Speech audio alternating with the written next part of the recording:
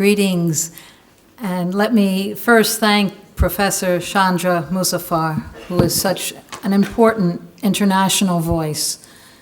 It's an honor to be here at the Rhodes Forum. Peace and security in Europe and Asia, or in Africa, or in the US. It's the one thing that we cannot expect in the period ahead. It's war, instability, brutal austerity ahead for us. And that's because the largest capitalist state, the US economy, is in crisis and decline. The US economy has lost its dominant position in trade, production, technology, investment, and markets. Only its undisputed military position remains, and what could be more dangerous? The problem of the US as a global empire are systemic and incurable. They're based on the crisis of the capitalist system itself, which is chaotic, unstable, and at a dead end. The present crisis is far more serious than the cyclical crises of the past. Now, what I'd like to discuss in my 20 minutes is the following. It's a capitalist economic crisis that's driving the US empire's adventures around the world and its attack on the working class inside the US. And I want to discuss its impact, specifically in West Asia, here in Greece, in Ukraine, and on the workers in the United States. And show that while US militarism is very dangerous to the world, it has been unsuccessful in securing victories for the US ruling class. And I also want to stress that the best way to combat US militarism is to build solidarity among the peoples and more consciously link the many divergent struggles and movements, the political movements.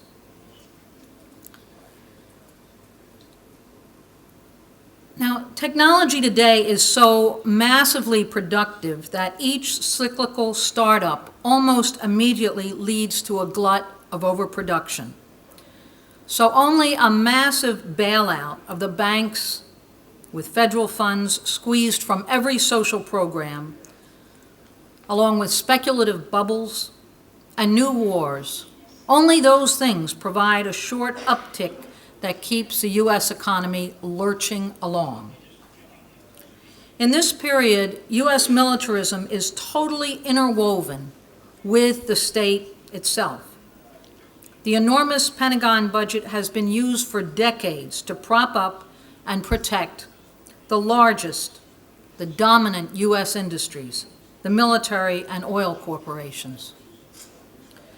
And in a desperate effort to avoid economic collapse, the US empire is thrashing about, it's setting in motion forces that it can't control politically or militarily. And that is a crisis.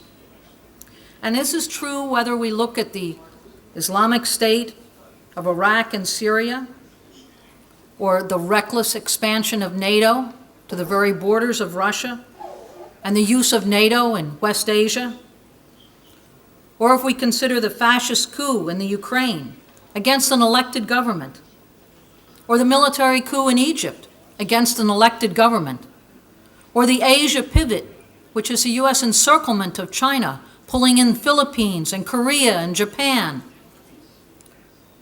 or the US-supported Israeli onslaught against Gaza. It has been one world crisis after another, and these crises are escalating. They're based on a strategy of divide and destabilize to rule. There's no rational plan to maintain US global domination, but there is a huge military apparatus of competing command centers, numerous intelligence networks contending for position. They're driven to sow division, racism, and fear, and to increase repression at every level, That's the only way they have of holding this decaying system together. And I very much agree with the previous speaker. It is certainly a war on the Muslim world, using all the racism and fear that go with that. The overriding danger is that as the U.S. empire loses its grip and loses its ability to control events, it may risk everything in a mad adventure to recoup its past position. That's a real danger. Despite trillions of dollars spent in massive destruction, Wall Street hasn't achieved its goals in the wars in Afghanistan, Iraq, Syria, Libya, Ukraine. The setbacks to its plans for complete dominance lead to even more dangerous adventures. The erratic U.S. demands on every country to participate in destabilizing economic sanctions on Iran, and now in growing intensity on Russia, are helping to fuel an interest in developing new economic blocks of trade and finance. And the BRICS today is more than a growing trade bloc among 5 emerging powerhouses. It's one of the clearest examples of the slip in U.S. hegemony, and it is a protective umbrella for many developing countries. Now, I want to turn my attention to another. This conference is taking place in Greece. And if we want to grasp how U.S. militarism can loot a whole economy and destroy the lives of millions, then Greece today is the world's best example. The term austerity takes its most brutal form right here, where pensions were slashed 40 and 60%. Youth unemployment is the highest in Europe, 57%. Unemployment is more than double general unemployment to more than 20%. Hospitals closed, health programs lack the most basic supplies. Now, Greece has been Europe's main military spender in relative terms for most of the past 40 years. The United States is by far the world's biggest arms exporter, and it aggressively uses its economic and especially its military position to impose massive and bankrupting weapons purchases on its allies and on dependent client states. Greece, with fewer than 11 million people from 2002 to 2006, was the world's 4th largest importer of armaments. 4th largest, imagine that, in the world. As a proportion of its GDP, Greece defense spending is nearly double that of any other EU member. Yet the people of Greece were told that the problem was that the people had lived beyond their means, that the workers were paid too much, that there were too many social programs, that the pensions were too generous, and now the bankers had to be paid. Who were the bankers? Greece would have no debt at all without decades of massive military spending. And it turns out that the United States and Germany were the largest Greek arms suppliers, and they were the 2 biggest proponents of austerity, and the main creditors of the IMF austerity budget plans. When Greece couldn't pay its loans, they refused to allow this country to cancel or postpone its military contracts or to cut military spending. The only option that Greece was given was to honor its weapons contracts and slash every one of the social programs to the bone. Now, think about Wales and the meeting of NATO. The continuing U.S. demand made was that every NATO member spend 2% of its GDP on the military. Of course, that's a huge gift to U.S. and German military industries, isn't it? Now, I also want to address peace and security within the United States today, because in the U.S., we feel the impact of this monstrous military expenditure in every city. And ever since the economic crisis of 2008, the urban deterioration cannot be hidden. Only the military budget grows. It's more than half of the federal published budget. There's billions hidden in other hidden expenses. The growth of the military budget every year, and under Obama, it's the highest since World War II. Every year, it means cuts of 10% a year in federal funds to states and cities in order to balance a budget. This bankrupts city and state budgets. It means demands to cut pensions, city services, fire departments, parks, schools. Nothing is more destructive to peace and security than what is going on right now. The city of Detroit, previously the automobile, the motor city, it's a frightening example. Detroit was a city with the largest black home ownership, and it's lost more than a third of its population. Hundreds of thousands of people have lost their homes because the banks simply refused to refinance home mortgages because the city was in crisis. Economic shock therapy is racist, and it's ruthless. Austerity is imposed by unelected officials who are appointed by the largest banks. And the attacks go much deeper. For late payment of water bills, 3,000 people a week in Detroit were having their water shut off. These cuts in water are predicted to leave 300,000 people without plumbing, without flush toilets or running water. It's a step in privatizing the city water system. Entire cities in what's now called the Rust Belt are being gutted of industries. Millions of homes are being foreclosed. Essential services are cut without notice and without appeal. The gap between the super rich 1% and the great majority of the population is greater than at any time in human history. Now, in New York City, where I live, city with the highest rents, it's home to Wall Street, to major banks and corporate offices, it's a center of art and culture, and yet 20% of the population live below the poverty line. 30% of families with children rely on food pantries, soup kitchens, free food programs, charity programs in order to eat.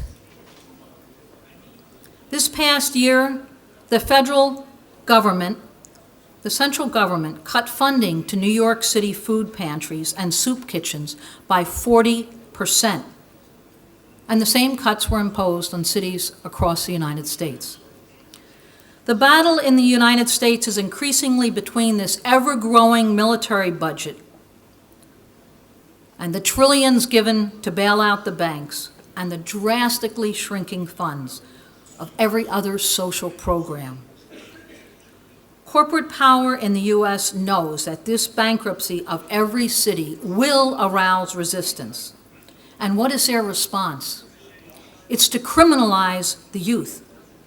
The largest prison population in the world now exists in the United States. It's 5 to 10 times the size of any other country. 1 in 3 black men will be in prison in their lifetime. The figures are harrowing, terrifying. The police shooting of another African-American youth in Ferguson, Missouri last month, it brought days of demonstrations, and it exposed to the world the militarization of police forces inside the United States today. Even the smallest U.S. cities, Ferguson is a city of 20,000 people, is equipped with tanks and armored personnel carriers and night goggles and new weapons. Incredibly, while teaching staffs in schools across the United States are being cut, school police departments, that is police departments that exist inside the schools, are getting free military equipment. So it means that the school police now have machine guns, grenade launchers, armored vehicles. Amazing, isn't it? Certainly an issue of peace and security. And it means, as Dr. Martin Luther King said, the wars do come home. Now, the NATO meeting, just this past month, it reopened with a U.S. charge of a Russian invasion of the Ukraine and a demand that every country join in harsher sanctions on Russia. President Obama claimed Russia's combat forces with Russian weapons and Russian tanks had crossed into the Ukraine.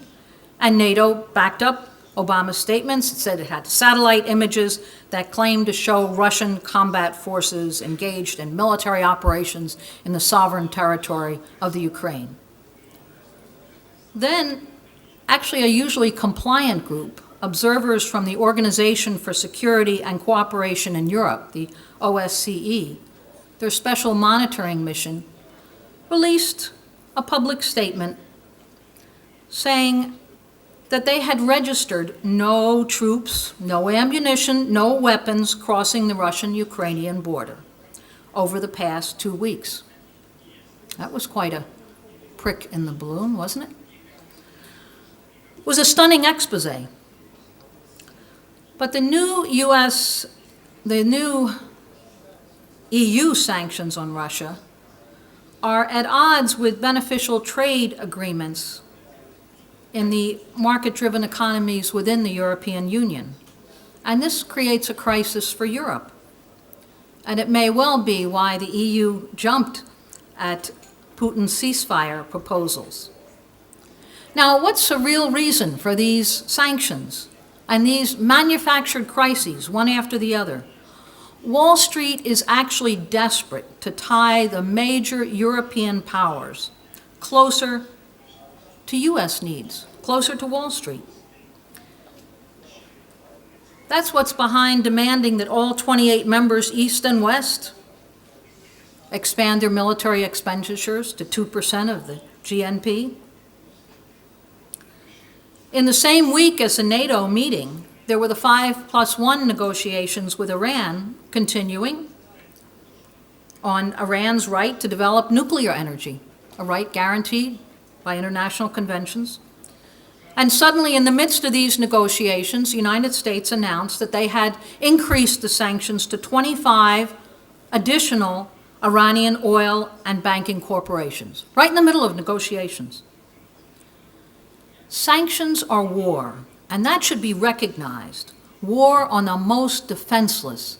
It impacts the civilian population. That's who it's calculated to attack. Now, incredibly, during the same meeting of NATO in Wales, the United States was trying to push through NATO support for a new war in Iraq and in Syria. Didn't quite succeed. President Obama had to settle for a new form of the Bush coalition of the willing to sign on for a new war in the region. It's a war to divide, re-divide, re-re-divide, and subjugate. The war on ISIS, the Islamic State of Iraq and Syria, is a pretext to resume war and, most dangerously, to assert a new and most dangerous, a bombing of Syria. So here in one NATO meeting is the Ukraine, Iran, Iraq, Syria, and new arms sales all demanded.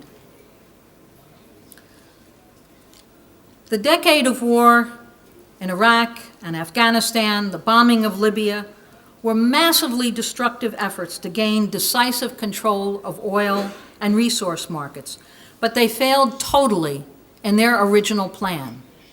But they did succeed in dividing the population socially, culturally, along the most destructive sectarian lines.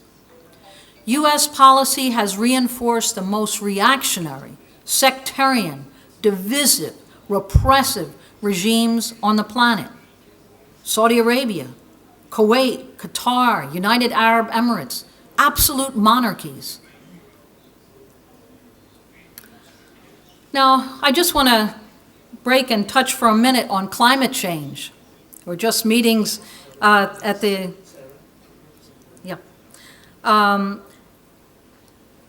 if we're discussing peace and security, we should focus on the global threat of climate change, which brings with it floods, famines, droughts, daily insecurity for millions. Now, who's the largest polluter on the planet today? The Pentagon. The U.S. military machine is considered the largest user of petroleum products on Earth, by far. And yet, by U.S. demand, since the Kyoto Conference in 1998, all U.S. military operations worldwide and within the U.S. are exempt from measurement or agreement or reduction on greenhouse gas emissions calculations. This is an issue that the environmental movement worldwide must address. U.S. wars and bombing and jet fuel and aircraft carriers and 1,000 U.S. bases around the world and NATO operations are all exempt from carbon calculations. The more we link the movements against endless war and the giant subsidies to the military and link it to the fight against the deadly cuts in social services, the more we make links to the global movements, the movements become stronger and they can survive. Now, in ending, in terms of lessons, personally, I'm not based in a university. I come as a grassroots activist movement, and I deeply feel that fundamental change comes from below, from making clear demands without illusions. In the United States, whether it's a Democrat or a Republican, the policies are set by Wall Street and the Pentagon's drive for world dominance. It's not just bad policies or bad advisors, it's a system that is driven to make war. And the deteriorating positions, the U.S. deteriorating position exacerbates this drive to war. It's important to dispel illusions that U.S. policy pronouncements, and it's important to dispel the hope that a change in administration will mean any fundamental change. It won't. President Obama was elected on a peace platform and optimistically awarded the Nobel Peace Prize. And yet, what's it meant in terms of U.S. policy? An 8-fold increase in drone attacks, special forces operations in 134 countries, twice as many as even under Bush. We could go on about the total disregard for international law, for the UN Charter, for the U.S. Constitution. It is international lawlessness. Now, concluding, is the future only doom and gloom? Today's corporate powers no longer live in a time where they alone have access to or an understanding of technology. Resistance can take new and surprising forms and can connect instantaneously around the world. Of course, the 1%, they use the military technology to reinforce the image that they're all powerful and beyond question. But the old order is being challenged on many levels, and we should consciously act to reinforce that resistance and do so in a way that emphasizes their vulnerability. Now take the international solidarity movement with Palestine, just one example. The international grassroots activism on this issue played a vital role, whether it was mass demonstrations, demands for war crimes prosecution, blocking of ports and shipments, or supporting the boycott, divest, sanctions movement.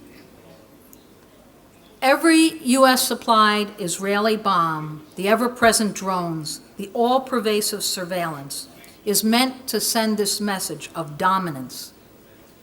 But the thousands of tunnels and homemade rockets, the thousands of weapons smuggled in under the most difficult conditions, expose that U.S. and Israeli technology is not all-seeing and it's not all-powerful.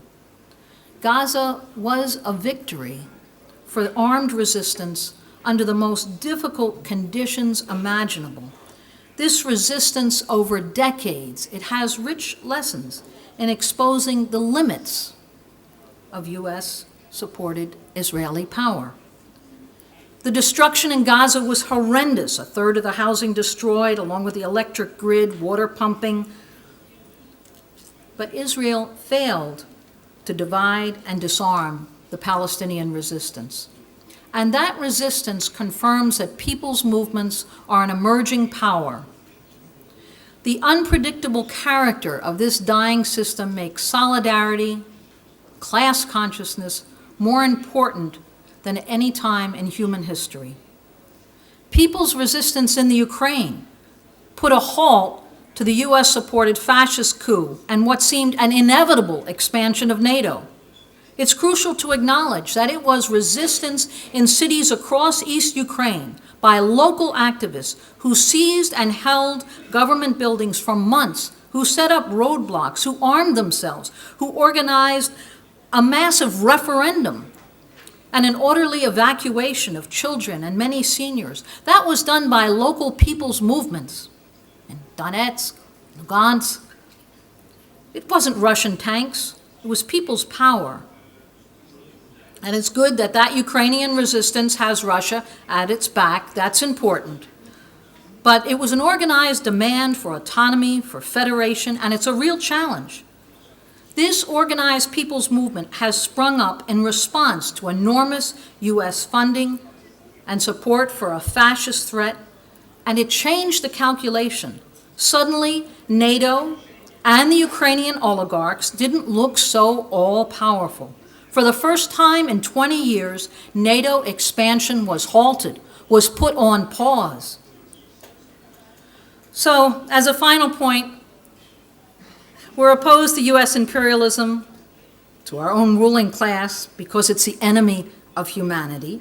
It's a concentration of capitalist exploitation, and it has nothing progressive to offer humanity. We can look at the past wars and their inability to rebuild Afghanistan, Iraq, Libya after the destruction. It's because it's an impossible task. A war machine is based on profit, and it's only capable of destruction. And it naturally aligns with the most reactionary and corrupt forces. Is there any framework to tie together an understanding of so many different struggles and movements? Unity and solidarity can become a material force of resistance, and we desperately need to build movements that take sides in this struggle. We can't be neutral observers. This is an anchor. Otherwise, every new propaganda barrage would knock us over, and that's its purpose, to overwhelm us with things that we already know in our bones.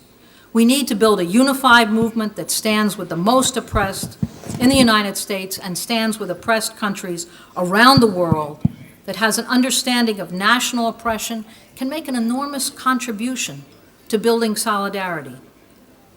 And we also need movements that oppose the racism that exists in the US and the racist demonization of leaders around the world. When we make links to the struggle against war and the movement against austerity, this is my last line.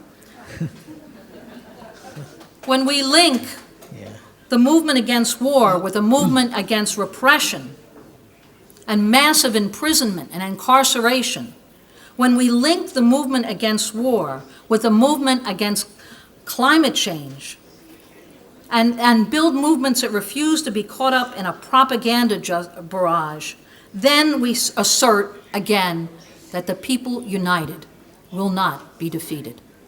Thank you.